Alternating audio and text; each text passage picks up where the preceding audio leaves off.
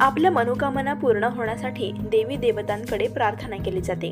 या दरम्यान वेगवेगळ्या माळांचा वापर करून मंत्राचा जप देखील केला जातो।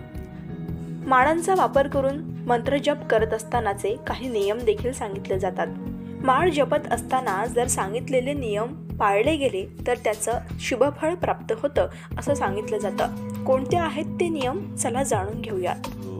दैनंदिन जीवनात जप करतो त्या जपाचा काय फल आहे आणि ते फल आपल्याला प्राप्त होण्याकरता म्हणून जे नियम सांगितलेले आहे त्या नियमाचं आपण परिपूर्णपणे पालन जर केलं तर त्याचं 100% फळ आपल्याला मिळणार।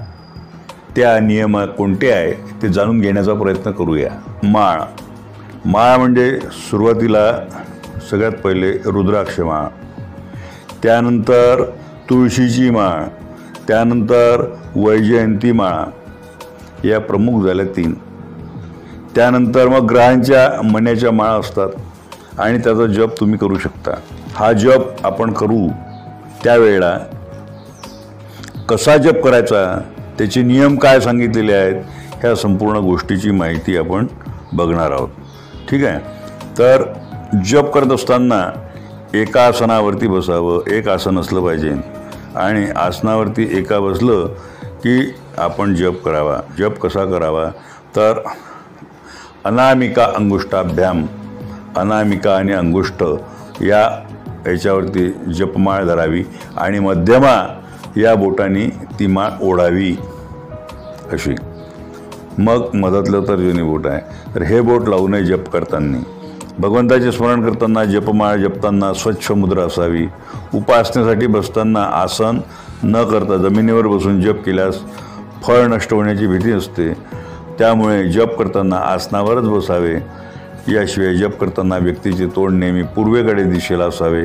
जपमाळ जपत असताना जपमाळ नेहमी हृदयचक्राजवळच असावी। त्यानंतर जपमाळ जपताना मधल्या बोटाचा वापर करावा। मणी बदलण्यासाठी तुमचा अंगठा वापरा, हे लक्षात ठेवणे आवश्यक आहे की मणी बदलताना ते स्वतःकडे वळवा।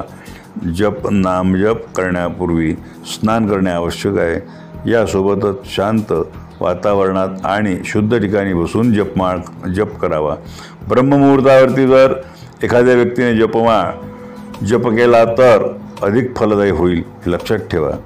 जपमाळेने जप करताना ही एक चूक करू नका, गळ्यात जपमाळ घालू नका। पूजा केल्यानंतर मंदिरात आदराने ठेवा।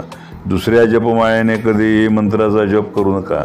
मंत्राचा उच्चार करताना कोणत्याही प्रकारचे नकारात्मक विचार मनात आणू नका, असे केल्याने मंत्राचे परिणाम नष्ट होऊन जातात। हे माळ जपताना जे मी आपल्याला नियम सांगितलेले आहे ते योग्य पद्धतीने आपण याचं पालन करावं अशी विनंती आपणास करतो आणि आपण आपला उत्कर्ष साधून घ्यावा। जर तुम्हीही मंत्र जप करण्यासाठी जपमाळेचा वापर करत असाल तर त्यासाठीचे नियम देखील तुम्ही लक्षात ठेवणं महत्त्वाचे आहेत। अमित शिंदे, न्यूज 18 वर्धा।